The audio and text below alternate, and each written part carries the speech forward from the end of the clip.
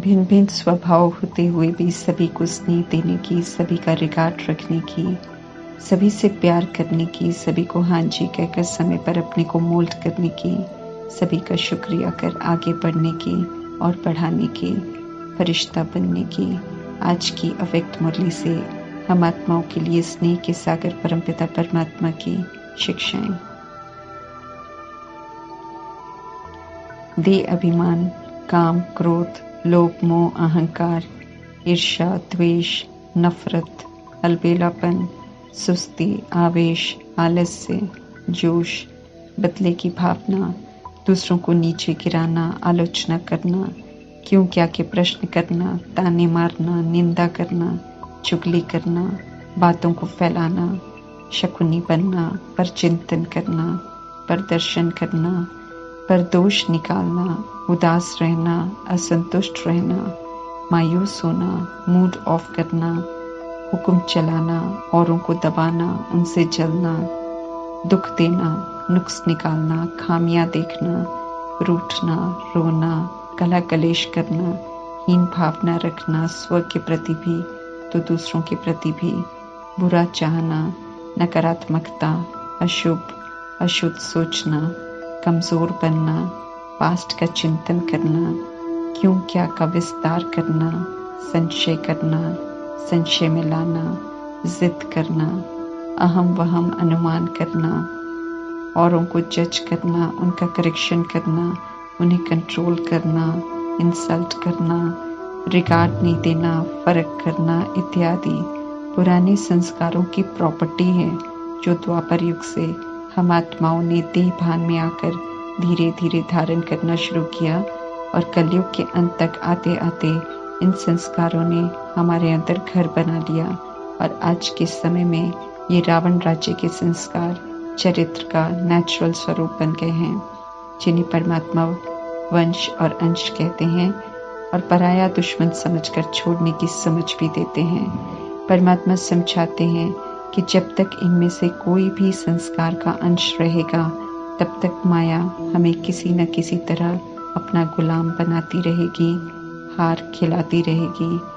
माया हमारी कमी कमजोरियों के वश करती है, एक तरह से परिचित भी कराती है कि हम में कौन सी खामियां अभी भी हैं। माया की कैचिंग पावर बहुत तेज है, छिपी हुई कमी को भी पकड़कर उसके वश कर देती है। अभी तो परिचित करवा रही है, लेकिन अगर अभी भी अटेंशन से हम खुद को इससे मुक्त नहीं करेंगे तो फाइनल परीक्षाओं में फेल हो जाएंगे। जन्म जन्मांतर के लिए वो कमी फिक्स हो जाएगी, राम राज्य के रॉयल घराने में आने से वंचित कर देगी। अभी माया के दास बनकर रहेंगे तो भविष्य में भी दास दासी का मर्तबा पाएंगे। वर्तमान की स्थिति हमारे भविष्य को दर्शा रही है।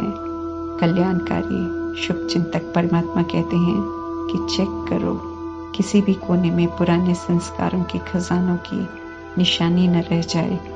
तब कहा जाएगा कि खुद को परमात्मा के आगे सर्व समर्पण किया है। तब कहेंगे कि ट्रस्टी बने हैं। तब कहेंगे यज्ञ के स्नेही हैं, सहयोगी हैं। जब तक हम में रावण राज्य की कोई भी कमी है, जब तक उनके वश हो हम कर्म कर रहे हैं, तब तक यज्ञ में हम विघ्न रूप हैं, तब तक सहयोगी नहीं हैं। ईश्वरीय संस्कारों को यूज करना माना शक्ति स्वरूप बनना। इसलिए परमात्मा कहते हैं कि विकारों के वंश के अंश को भी समाप्त करने वाले सर्व समर्पण ट्रस्टी बनो। विशेषताओं की समझ देकर धारण करवाने वाले परमात्मा हैं, जो उनकी श्रीमत पर चलकर विशेषताओं को धारण करते हैं वे विशेष बन जाते हैं। परमात्मा कहते हैं आत्माओं को देखो, उनकी विशेषताओं को देखो, लेकिन विशेषता को देखते हुए ये स्मृति जरूर रहे कि ये परमात्मा की देन है जिसे आत्मा ने धारण किया है। परमात्मा याद आए, बाकी किसी की विशेषता के कारण किसी से खास स्नेह रखना लगाव है, जिससे हमें सावधान रहना है। परमात्मा हमें लगाव मुक्त, प्रभाव मुक्त, दबाव मुक्त बना रहे हैं, तो फिर से हमें उनके वश नहीं होना है। परमात्मा समझाते हैं कि पुरुषार्थी शब्द को यूं ही नहीं यूज करो, बल्कि उसके अर्थ स्वरूप में स्थित हो जाओ, तो कमजोरियां समाप्त हो जाएंगी।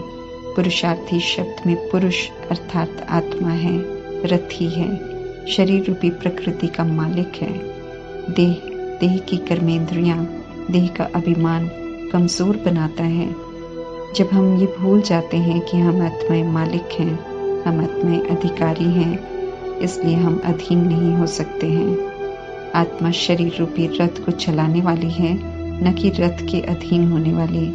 परमात्मा से श्रीमत मिल रही है कि कैसे शरीर से राइटियस कर्मा कराने हैं और पुनः अपनी राजधानी को ठीक करना है। आदिकाल अर्थात सतयुग त्रेता युग का राज्य अधिकारी बनना है, तो परमात्मा कहते हैं कि अपने आदि अविनाशी संस्कार अभी से धारण करो। परमात्मा सावधान करते हैं कि इन संस्कारों को धारण करने के लिए अगर बहुत समय तक खुद से युद्ध करते रहोगे, इसी में समय बिताते रहोगे, आज धारणा में जीते कल हार खाए, तो युद्ध करने का संस्कार बन जाएगा। फिर क्षत्रिय कहलाएंगे, ब्राह्मण नहीं, और त्रेता युग में आएंगे। परमात्मा ब्राह्मण बनाते हैं, परंतु सच्चे राइट हैंड ब्राह्मण श्रीमत पर चलकर हमें बनना है। जो श्रीमत पर चलने वाले ब्राह्मण बनते हैं वे युद्ध नहीं करते, अपनी बुद्धि नहीं चलाते, बल्कि श्रीमत पर चलकर विजयीपन के संस्कार बनाते हैं। सच्चे ब्राह्मण ही फिर देवता बनते हैं। क्षत्रिय ईश्वरीय पढ़ाई में परमात्मा के अनुसार नापास कहलाते हैं और त्रेता युग में आते हैं। सचखंड के रॉयल घराने के वर्षे से वंचित रह जाते हैं। परमात्मा समझाते हैं कि स्व परिवर्तन से विश्व का परिवर्तन होता है। इसलिए अगर विश्व परिवर्तक की लिस्ट में आना है तो सबसे पहले अपने संस्कारों को आसुरी से ईश्वरीय में परिवर्तन करने की शक्ति चाहिए। अपनी दृष्टि और वृत्ति दोनों का परिवर्तन चाहिए। इस समय हमें परमात्मा से दिव्य अलौकिक समझ का नेत्र मिला है, जिससे देखना है। पहले की तरह चमड़ी के स्थूल नेत्रों से नहीं देखना है। चमड़ी के नेत्रों से चमड़ी दिखाई देगी, चमड़ी के विकार दिखाई देंगे, लेकिन दिव्य नेत्रों से देखेंगे तो सभी का आत्मिक दिव्य सतोगुणी रूप दिखाई देगा। चमड़ी को देखना, चमड़ी के बारे सोचना इवल है, बुराई है, जिसके लिए परमात्मा कहते हैं कि बुरा न देखो, बुरा न सोचो, बुरा न बोलो और बुरा न सुनो। आधा कल्प चमड़ी को देखकर गिरे हैं। अब परमात्मा अपना बनाकर स्मृति दिला रहे हैं कि चमड़ी को देखना फरिश्तों का और ब्राह्मणों का काम नहीं है, बल्कि औरों की भी आकारी फरिश्ता स्वरूप को और आत्मा को देखना है। दृष्टि वृत्ति को अब हमें अलौकिक बनाना है। कलयुग में विकारों का प्रकोप इतना बढ़ जाता है कि बहन भाई के रिश्ते में भी दृष्टि वृत्ति चंचल हो जाती हैं। इसलिए एक पिता की संतान होने के नाते बुद्धि से भाई बहन होने की युक्ति बताकर परमात्मा गंदे काम विकार से छुड़ाकर पवित्र रहने की शिक्षा देते हैं। परंतु चलते चलते इस दृष्टि वृत्ति में भी कहीं चंचलता न आ जाए, परमात्मा सावधान भी करते हैं और समझाने भी देते हैं कि किस दिव्य नेत्र से देखना है। अगर नारी शरीरधारी आत्मा है तो उसे शक्ति रूप जगत माता के रूप में, देवी के रूप के दिव्य नेत्र से देखना है। समय प्रमाण समझ मिल रही है कि बहन या टीचर भी नहीं, बल्कि शिव शक्ति के रूप में देखना है और स्मृति में रखना है कि शक्ति के आगे कोई आसुरी वृत्ति से आते हैं तो भस्म हो जाते हैं। नारी शरीरधारी को भी परमात्मा समझा रहे हैं कि किसी को भी विशेष भाई या विशेष स्टूडेंट नहीं, बल्कि महावीर के दिव्य नेत्र से देखना है, तो कभी भी गॉडली स्टूडेंट्स की दृष्टि वृत्ति चंचल नहीं हो सकती है। यादगार में महावीर की विशेषता में दिखाते हैं कि उनके दिल में सदा एक राम रहते हैं। अभी संगम युग का यादगार है वो। प्रजापिता ब्रह्मा सबसे पहले एक परमात्मा को अपने दिल में रखकर महावीर बनकर परमात्मा से ये महावीर का टाइटल लेते हैं। जैसे महावीर सदैव एक परमात्मा के हैं, ऐसे ही शिव शक्तियाँ भी एक शिव की हैं। महावीर और शिव शक्ति किसी भी देहधारी को देखते उनके मस्तक की तरफ आत्मा को देखते हैं। जैसे राम परमात्मा या शिव परमात्मा सभी को आत्मा रूप में देखते हैं। जैसे परमात्मा आत्मा से बात करते हैं, ऐसे ही हम आत्माओं को भी परमात्मा का फरमान है कि आत्मा से बात करो, शरीर से नहीं। समझ मिलने के बाद नज़र सदैव मस्तक मणि पर ही जानी चाहिए। विशेष ध्यान खिंचवा रहे हैं परमात्मा। पुरुषार्थी शब्द को यथार्थ समझने की समझ दे रहे हैं परमात्मा। समझाते हैं कि इस शब्द को अलबेले रूप में नहीं यूज करो। अक्सर क्या होता है कि भूले होती हैं श्रीमत के विपरीत जाकर, तो ये कहकर अपने को बचा लेते हैं कि हम तो अभी पुरुषार्थी हैं। परमात्मा कहते हैं कि सावधानी रखो कि जो भी शिक्षाएं मिल रही हैं उन्हें अमल में लाने के लिए दृढ़ संकल्प वाला बनना है। दृढ़ता हो कि हमें जो भी करना है वो श्रेष्ठ कर्म ही करना है और श्रेष्ठ बनना है। परमात्मा की श्रीमत श्रेष्ठ बनने के लिए उनकी श्रेष्ठ मत है हमारे लिए, जिसके प्रमाण हमें एक्यूरेट चलना है। स्नेह के सागर परमपिता परमात्मा स्नेही बनाकर औरों को भी स्नेह का अनुभव कराते हुए आगे बढ़ने की श्रेष्ठ मत दे रहे हैं। उमंग उत्साह से उड़ने वालों को सदा उड़ती कला में उड़ने का वरदान दे रहे हैं। परमात्मा मिलन मनाने तो आते हैं सभी से, लेकिन बाप समान बनना ही बाप के साथ मिलन मनाना है। परमात्मा विचार मिलाकर चलना सिखाते हैं, और जब बच्चे इसी विधि से चलते हैं तो परमात्मा देखकर खुश होते हैं। परमात्मा की शिक्षाओं को अमल में लाने से संकल्प संस्कार का मिलन हो जाता है, और जब आपस में मतभेद समाप्त हो जाता है, इसी मतभेद की समाप्ति माना बाप समान बनना, और यही समान बनना बाप के मिलन का अनुभव कराता है। जब बाप दादा मिलन मनाने आते हैं तो सभा में बहुत सारी आत्माएं होती हैं, परंतु मिलन का अनुभव उन्हें ही होता है जो श्रीमत को प्रैक्टिकल में अमल में लाते हैं। आत्माएं जो निर्माण अर्थात मान की कोई इच्छा नहीं रखती हैं और निमित्तपन श्रीमत प्रमाण संकल्प और संस्कार मिलन कर सभी से निभाते हुए चलती हैं। जो ऐसे चलते हैं वे ही परमात्मा के समीप आ रहे हैं। ये सेवा की सफलता की निशानी है। सेवा करते हुए निमित्त निर्माण बन सभी के साथ संकल्प और संस्कार मिलाना है। परमात्मा से मिलन स्नेह मिलन। परमात्मा कहते हैं स्नेही बनकर स्नेह की लहर विश्व में फैलाओ। विश्व में फैलाने से पहले हर बात में ध्यान रखना है कि चैरिटी बिगिंस एट होम, अर्थात पहला सबसे प्यारा होम स्व का है। जब परमात्मा से प्राप्त स्नेह को स्व में फैलाएंगे, फिर अलौकिक अर्थात ब्राह्मण परिवार में, फिर विश्व में फैलाएंगे।